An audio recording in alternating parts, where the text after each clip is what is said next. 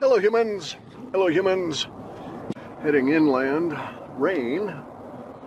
Actually, not unexpectedly, because we had so many chemtrails yesterday that, you either get rain, or in this case, sometimes they'll make big mats of chemtrails that blow east, in which case we usually just get a lot of rain and or a lot of wind and don't necessarily get any rain.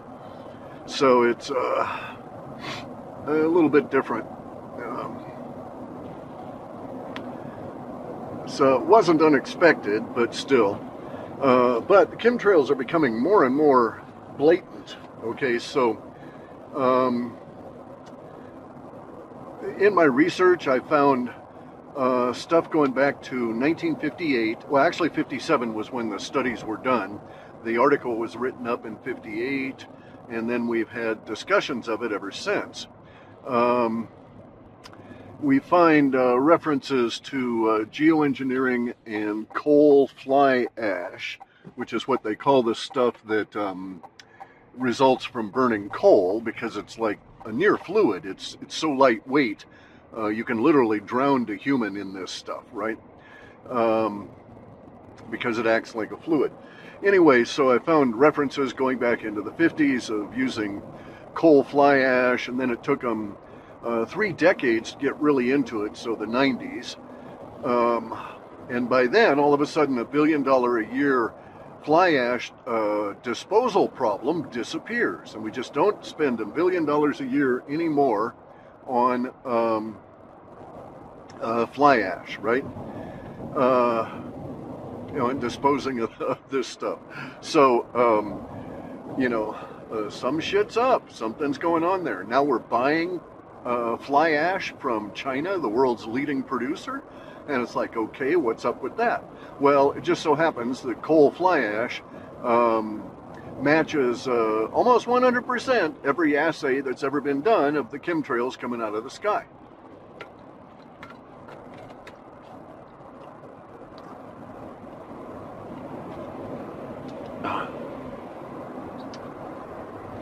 Got to drink some coffee and take some of my supplements down to my vitamin C's. I take about 4 to 5 grams of that a day, as per Linus Pauling. Anyway, so boy, so much to talk about. I'm not particularly concerned about the day-to-day events that are going on, and the histrionics that they're trying to get all ginned up. That's all for the normies. That's all to try and bust these people out of the psychological programming that they've been hit with. So, boy. Okay, so recently I've been, let me back way up.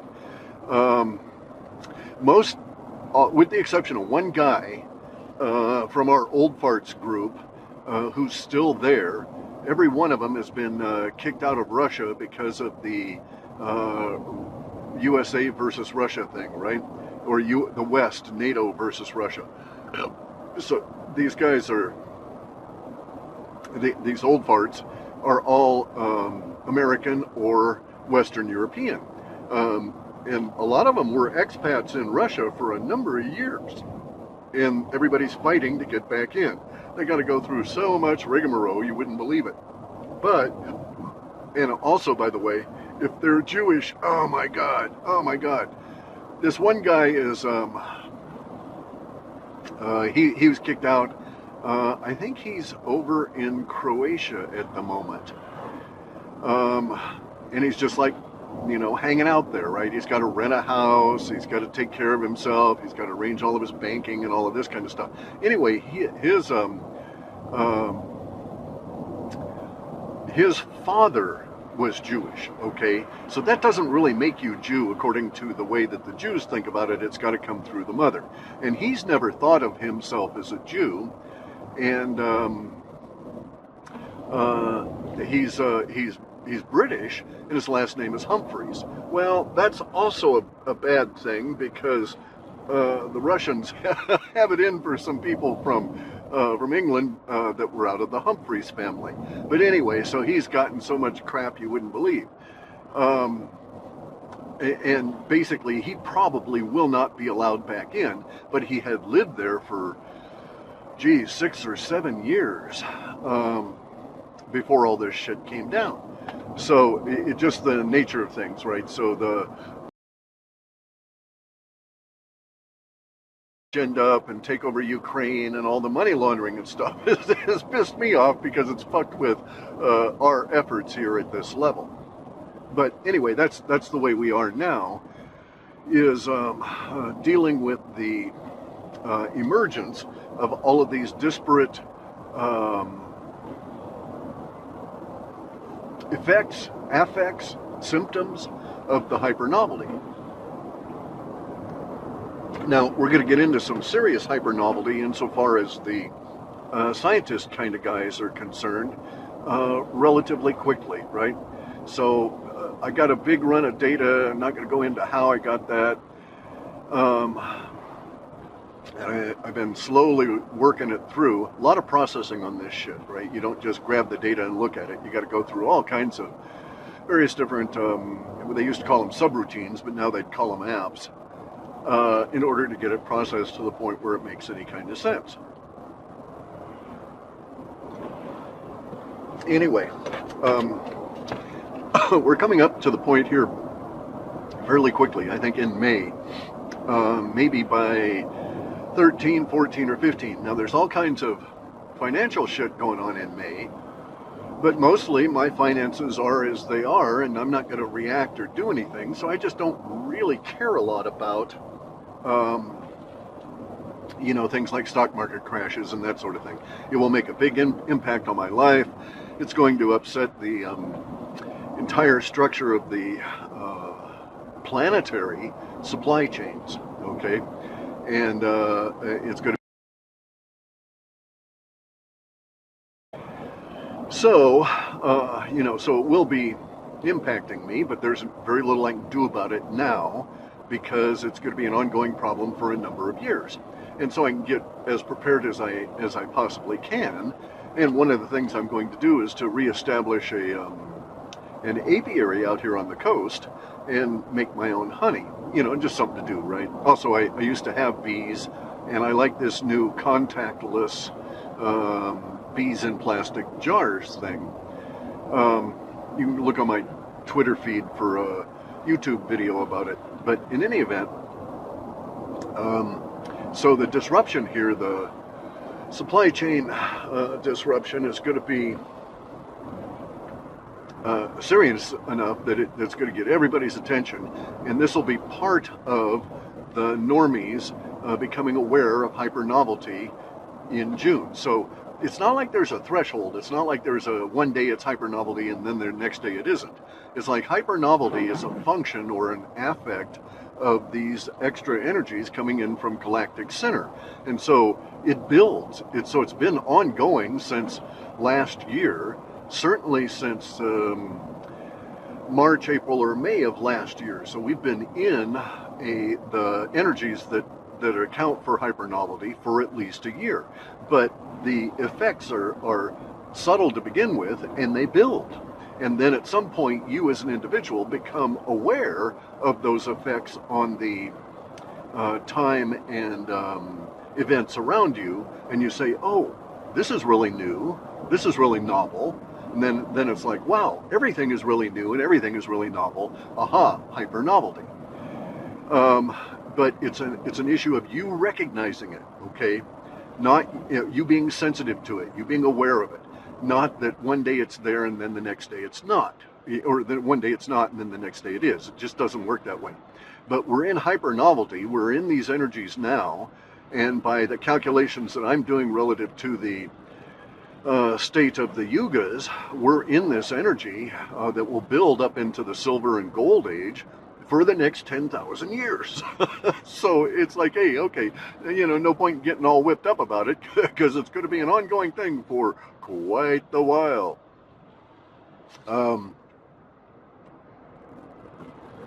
So anyway, In June is about when I expect the normies to really start becoming aware of it, right? And with the normies, it's going to be a little weird because, so for me, I became aware of hypernovelty as something that's coming along, and I've been aware of it for years and years and years, decades even, because it's something that's forecast in the data. And it's a naturally occurring aspect of the yugas anyway. So I've been aware of it, and it's like, there was no point in mentioning it until just recently, because why tell you 7 years out, oh, you're going to come in 7 years from now, you're going to come to a period of time where your mind's going to be just blown by all the new shit that's happening. It's meaningless at that point, right? But a year out to describe to you that we're going to go into a period of time, your emotions are going to be, trashed, you won't know what's going on, new stuff, blah, blah, blah, blah, blah, only a year out, and then we discuss it as we get to it, then you will recognize it a little easier, because you don't have to wait 7 years, right? So anyway, what's going to happen is the financial crap in May will lead to a whole lot of political and party, Democrat, Republican, that kind of stuff, political at that level, like individual to the party's politics, but it also at a party level and a national level and an international level. The financial crap that's going down in May is going to have impacts on the supply chain, such that by mid-June, according to my calculations, and I can be wrong on this shit, but such that by mid-June we get to a point where the normies are starting to say, something ain't right. This shit isn't normal, right? So normies will lose their sense of normality. And and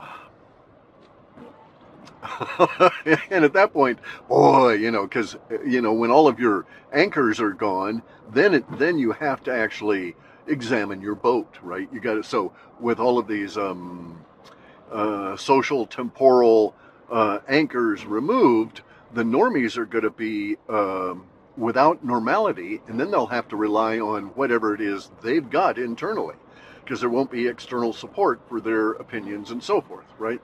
Just like so many of them are running into the conflicts inherent in an anti-Israel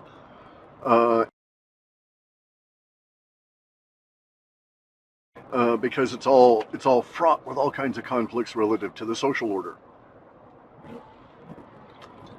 And this, by the way, is all by design. The NGOs, the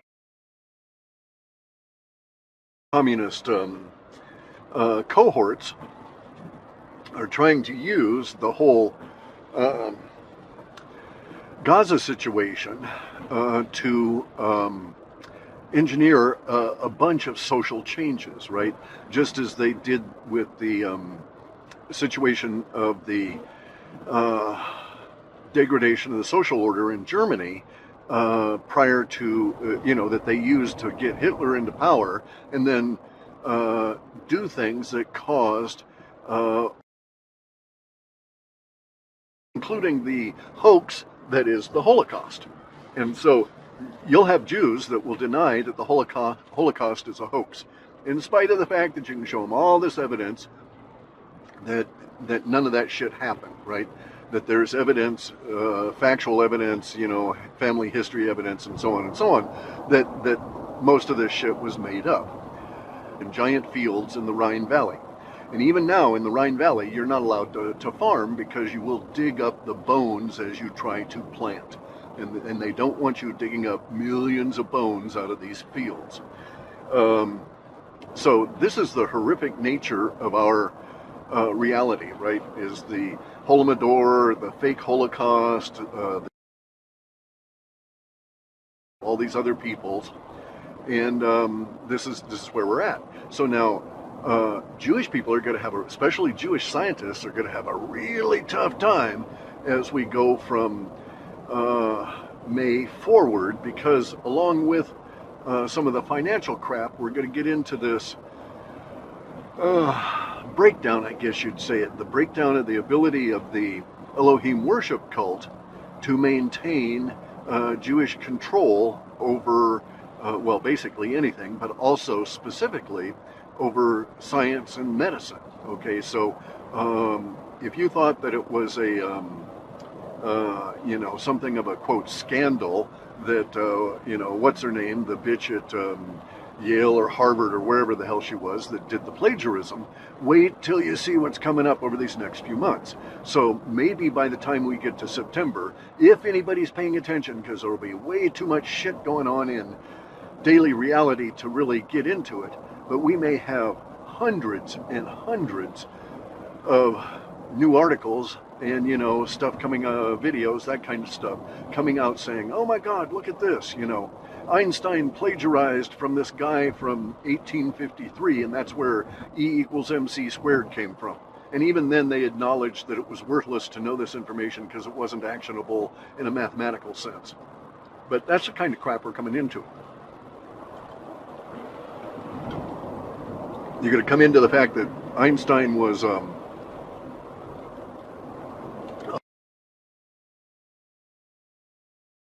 and that's going to come out, that he had multiple wives in the sense of homosexual wives that were, or mistresses, or whatever the fuck you want to call them, that were kept off. Not that that makes any difference to the fact that he was a plagiaristic,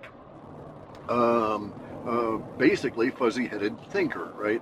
So the Einstein stuff's going to start being really chipped away here over these next couple of months, such that by next year, this time next year, late spring, early summer of 2025, we'll be actively rooting out and undoing Einstein and all these other people. We'll keep good science, like Feynman, even though he was involved in all of this and was a deep Elohim worship cultist and supported the whole worship cult agenda. Feynman did good science and good math, and we'll keep that kind of shit, right? In spite of his intent and so on.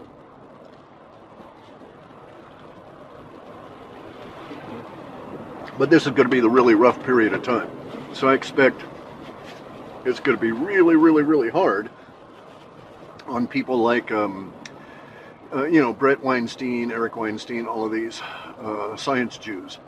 Because you got to understand it from their perspective. They were told that Jews are the smartest people on the planet. Jews are in control of science because they're the smartest people on the planet. And they're going to discover that none of this is true, right? That Jews are not the smartest people on the planet by far. They simply have a clever adaptability towards organizational co-option, right? And really, that's the only thing. Then they promote that they're the smartest, and then they denigrate everybody else, and then we end up with the mass media saying this is the way it is, everybody believes it, and this is the world we're in. And that's in the process of changing now. It's going to be really weird for these guys, especially Eric, okay? So, in my opinion, right, this is my analysis. I think Eric Weinstein really wants in on the UFO stuff, okay, at a personal level. I also think that he is a very confused thinker. He does not think clearly, especially about science and math. It doesn't have a personal rigor in his thinking, is my way of describing it. Anyway, though, he's going to have a real hard time as Jewish people are going to be deliberately ignored or passed over relative to this emerging new science. So as we get into the real stuff of exposing the reverse engineered alien reproduction vehicles and stuff, they're not going to be asking Eric to participate in this. There's reasons for this. It's going to come on out later. We'll see it. We'll see these reasons come out in like August or September, along with this flurry of UFO information that's going to be coming out. It's going to be quite interesting relative to that. Now, the financial stuff in May, I'm expecting the collision of the NASDAQ and the stock market and the bond, but mainly the bond market, to be running the collision of the bond market with reality, okay? And this collision is not going to be good for the bond market, nor for reality for that matter, but so that's going to start this degradation in the fiat assets. And no, I do not ascribe to Joe's opinion on this crash thing, right? He says we've had the crash in April here, and that's fine, okay. We had a down. This is predictable. It always happens before the halving, and then it turns around and goes up after the halving. And we're there now. We've passed the halving on Bitcoin, and it's the trend is now going to be up for a while. And we're going to get to a point here, according to my data, in May, in which we have the simultaneous, so in which we'll have a bond problem. The bond problem is going to be relative to retirement systems and stuff in Europe and here in the U.S., but more in Europe. And these bonds are going to be found to be fake. Not redeemable. And it's going to cause all kinds of problems for the banking system. And you'll hear rumors of it. You'll hear rumors of the Fed deliberately buying bad bonds, okay, because they don't want their, quote, good bonds to become suspect, to become tainted. And so it's going to be a weird situation because there's going to be a drain out from the Fed as they are attempting to reinflate the economy. And it won't reinflate primarily because a lot of the payout will be on bad paper. And how they're going to manage that, I don't know in terms of on their books, but the effect is going to be that the purchasing power won't exist, and it'll just keep crumbling, and then they're going to have to start trying to buy back more bonds, et cetera, et cetera. It's going to get up to a point where the Fed will induce hyperinflation within the bond market, which is going to be really weird because that will expose that hyperinflation into our regular world, right? And so, maybe you've got $14 Subway sandwich now, right? And after we get into this bond stuff, so maybe by fall or into winter, maybe it'll be $140 for a Subway sandwich. I mean, it's going to be that dramatic in terms of the impact on the fiat out and about in circulation. And it's going to get really complex and very, very, very weird. You can protect yourself with gold, silver, Bitcoin, etc., because these will be holding stable purchasing value relative to the decreasing purchasing value coming out of the fiat dollar, the petrodollar. Okay, so you can preserve what you have that way. And in the case of Bitcoin and some of these things, Bitcoin actually specifically is the best performing asset in all of history.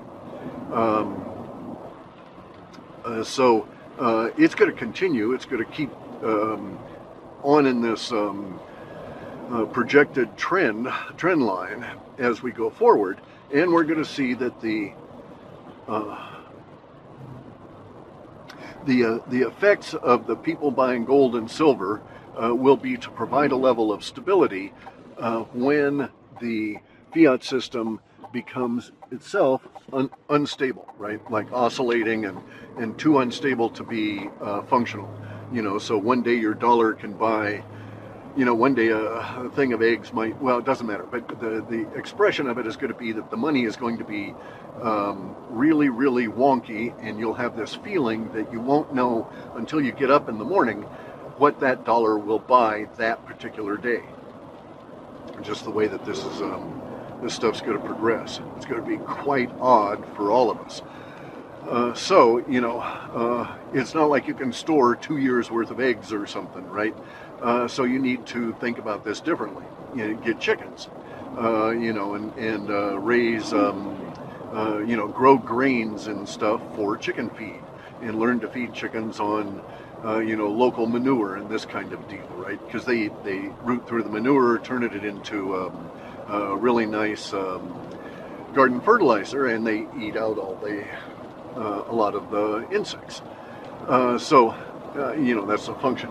Anyway, this is the state of our summer. It's going to be extremely chaotic, and you're going to have all of these disruptions to what you might think of as ordinary life. I got a big road hazard here. I got to pay attention to what's going on. Cops have got a bunch of people pulled over. It's not that bad. Okay, it's a truss truck. I'm going to have one of those soon. I've got my engineers out there getting that stuff done, and we'll start submitting plans and seeing how fucked up we are in next week or the week after. It takes forever, and then you run into obstacles.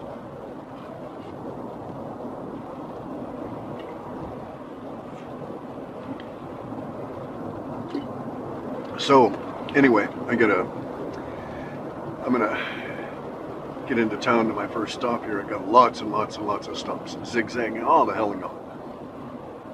But anyway, and then I'll be doing some further inland driving for secret missions later on. Maybe this week, maybe next.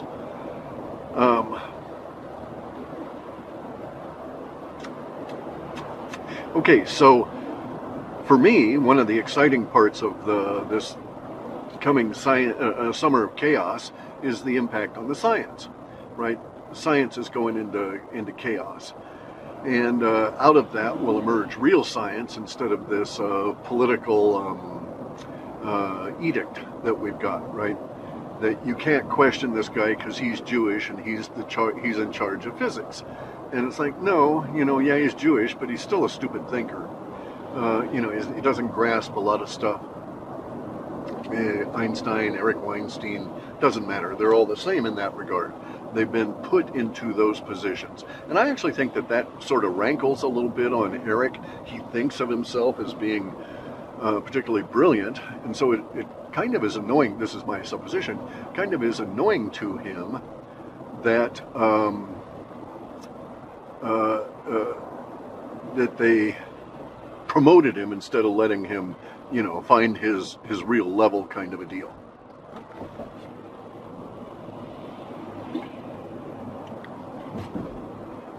Just my opinion, though. Anyway, coming into it now. So I'll try and do another one of these later.